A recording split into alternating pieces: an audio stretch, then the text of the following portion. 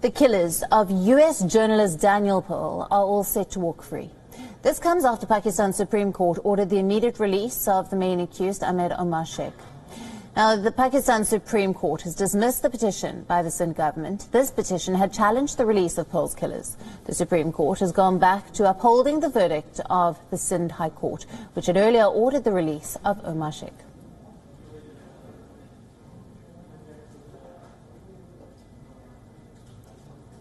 The Supreme Court of Pakistan has dismissed all those appeals which were filed by the Sindh government against the judgment of the Sindh High Court. 2 petitions were filed by the family of late Daniel Pearl. Those 2 petitions have also been dismissed. Meanwhile, the decision that has left Pearl's family in complete shock. In a statement, his parents said, and I quote, "Today's decision is a complete travesty of justice, and the release of these killers puts in danger journalists everywhere and the people of Pakistan. The duo has maintained that no amount of injustice will defeat our resolve to fight for justice for Daniel Pearl," unquote. The deceased journalist's parents further urged the US government to take all necessary actions under the law to correct this injustice. India has now reacted to this verdict, calling the acquittal of Omar Sheikh a travesty of justice. The Ministry of External Affairs has said this verdict now demonstrates Pakistan's lack of any seriousness on taking action on terror-related issues. Meanwhile, sources have said that US Secretary of State Antony Blinken and Pakistan Foreign Minister Mahmood Qureshi are likely to speak over the phone. If the call takes place, it will be the first contact between the Pakistan officials and the new Biden administration. Ironically, it would be in the backdrop of this verdict. Daniel Pearl, the 38-year-old South Asia Bureau chief for the Wall Street Journal, was kidnapped and beheaded while he was in Pakistan. Pearl was investigating Islamist terrorists in Karachi after the 9/11 attacks when he was kidnapped in January of 2002. Daniel Pearl's case grabbed headlines globally after a video of his beheading emerged weeks after he was abducted. British-born Ahmed Omar Sheikh was sentenced to death in 2002 for masterminding the murder of the US journalist. Omar Sheikh has been in jail for 18 years. 3 others, Fahad Naseem, Salman Saqib and Sheikh Adil, have been serving life sentences for their role in the killing of Daniel Pearl. Omar Sheikh was one of the 3 terrorists freed by India during the hijacking of airliner IC-814 in 1999 in exchange for the passengers.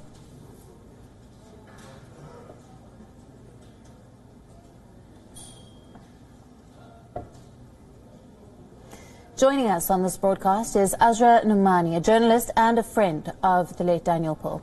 She was the last person to see Danny and his wife before he was abducted and murdered. Thank you for being with us. Now, as someone who was a friend and a colleague of Daniel Pearl, what was your first reaction when you heard that Daniel Pearl's killers are to be set free?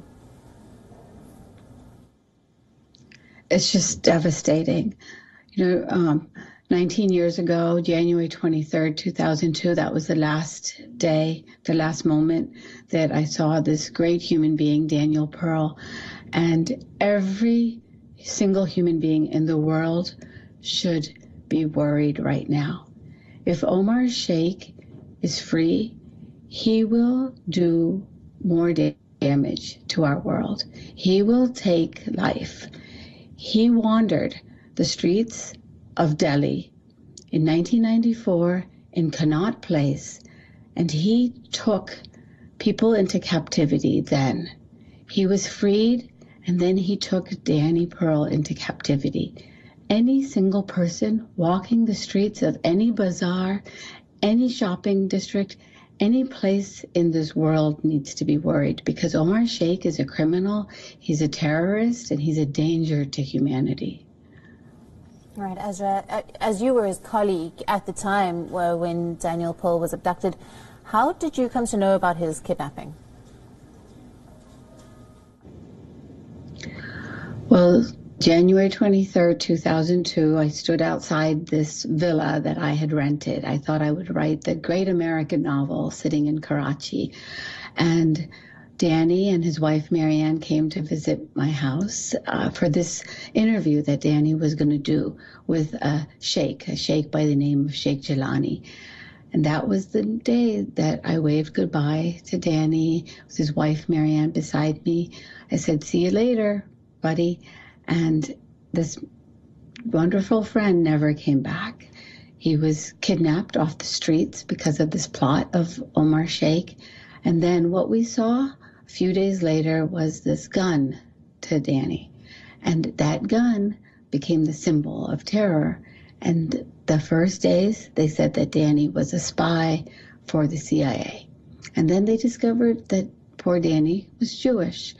And they used that then as the excuse to lay claim to his life. And they said that he was an agent then for Mossad, the Israeli intelligence agency. And then for weeks, we kept looking for Danny. In the fifth week, the FBI and the Pakistani police learned that there was this video. And in that video then was this documentation of this brutal, brutal slaying that became the prototype of taking a knife to poor Danny's head, slaying him. And every single human being should know that blood then spilled.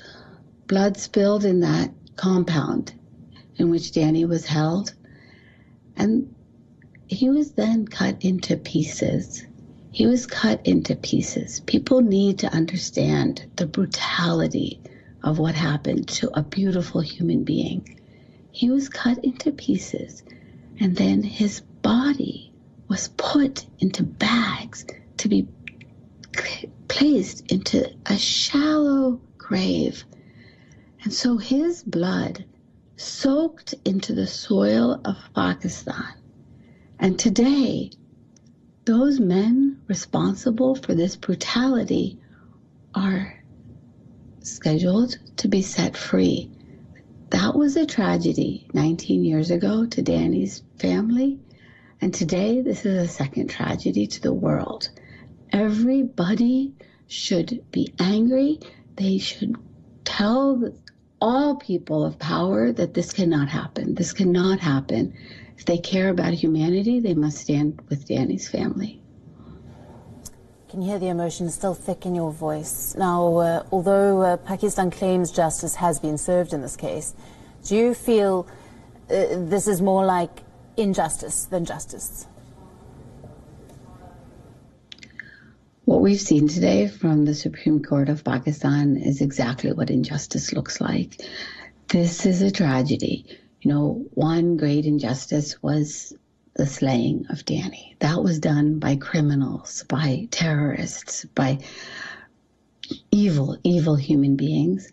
And today, our system failed us. You know, this system that we're supposed to have for justice, and it failed us. And let's be clear, let's be honest, that there's politics, there's who knows what agendas, but ultimately the politics and the justice system failed us because these men who are criminals are about to be set free, and we cannot allow that to happen.